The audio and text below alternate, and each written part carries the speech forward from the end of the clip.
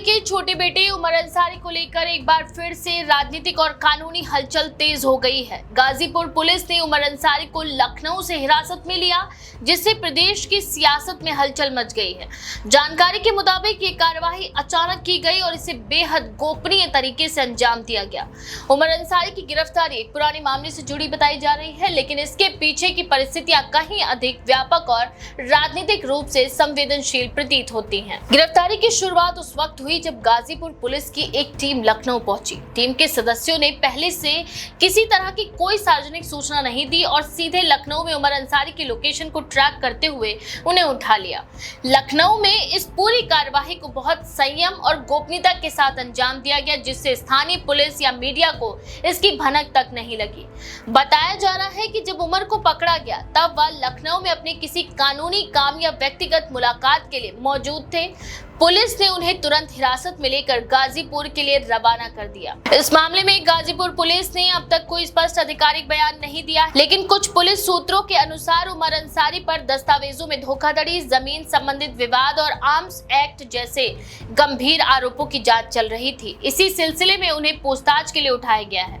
हालांकि ये भी कहा जा रहा है कि गिरफ्तारी सीधे तौर पर कानूनी पहलू से अधिक राजनीतिक दबाव का नतीजा हो सकती है, क्योंकि अंसारी परिवार पहले से ही कानून के निशाने पर है। मुख्तार अंसारी अब नहीं, उनके बड़े बेटे अब्बास अंसारी एक अन्य मामले में सलाखों के पीछे हैं और अब छोटे बेटे उमर को उठाया जाना पूरे परिवार पर शिकंजा कसने की रणनीति के तौर पर देखा जा रहा है। उमर अंसारी की गिरफ्तारी को लेकर लखनऊ और गाजीपुर में उनके समर्थकों में नाराजगी देखी गई। कुछ समर्थकों का मानना है कि गिरफ्तारी बीजेपी सरकार के दबाव में की गई है, क्योंकि अंसारी परिवार समाजवादी पार्टी के करीबी माने जाते हैं और बार बार विपक्ष द्वारा सत्ता की आलोचना करता रहा है।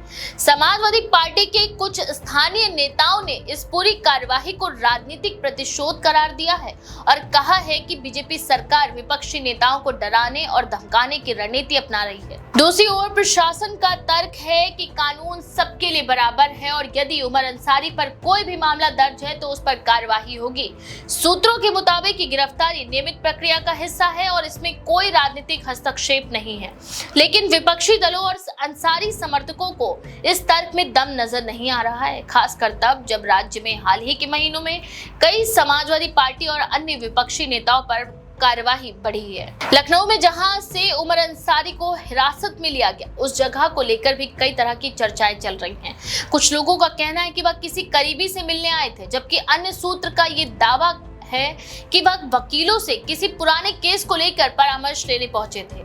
पुलिस ने इस बारे में कोई भी आधिकारिक बयान नहीं दिया है, जिससे अटकलें और बढ़ गई हैं। इस पूरे घटनाक्रम में अंसारी परिवार की ओर से कोई आधिकारिक प्रतिक्रिया नहीं आई है, लेकिन परिवार के करीबियों का कहना है कि वे इस मामले को अदालत में चुनौती देंगे और कानूनी प्रक्रिया के तहत इंसाफ की लड़ाई लड़ेंगे। उमर अंसारी की गिरफ्तारी की टाइमिंग पर भी सवाल उठ रहे हैं, क्योंकि राज्य में पंचायत चुनाव और कुछ विधानसभा उपचुनाव की सुगबुगाहट भी है।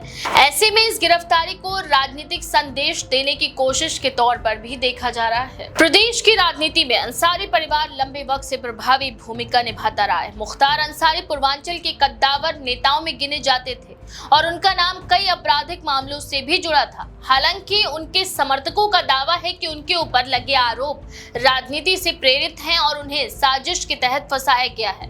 अब जब मुख्तार अंसारी अब इस दुनिया में नहीं है, अब्बास अंसारी भी जेल में बंद हैं और अब उमर अंसारी को भी उठा लिया गया है, तो ये सवाल उठना स्वाभाविक है कि क्या ये केवल कानूनी प्रक्रिया है या इसके पीछे राजनीतिक योजना भी है।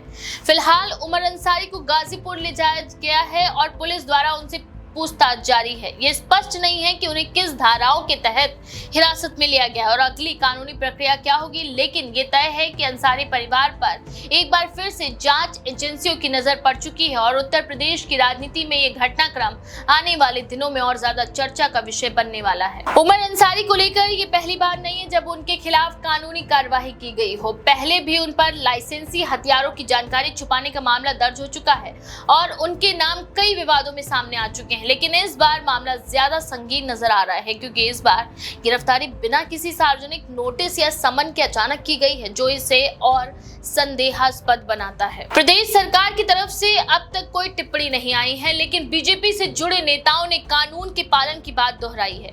दूसरी ओर समाजवादी पार्टी और विपक्षी नेताओं ने सरकार की आलोचना करते हुए कहा है कि वह विपक्षी नेताओं और उनके परिवारों को परेशान कर रही है।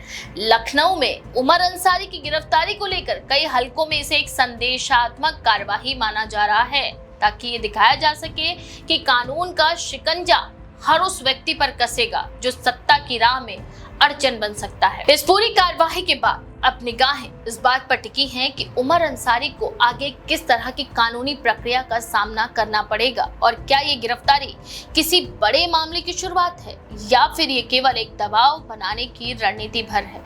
यूपी की राजनीति और अंसारी परिवार का इतिहास देखते हुए ये स्पष्ट है कि ये मामला जल्दी शांत नहीं होगा और इसके कानूनी, सामाजिक और राजनीतिक प्रभाव दूरगामी होंगे। इस बारे में आपका क्या विचार है? अपनी राय कमेंट में जरूर लिखें। ऐसी और भी खबरों के लिए देखते रहें द पेज 90।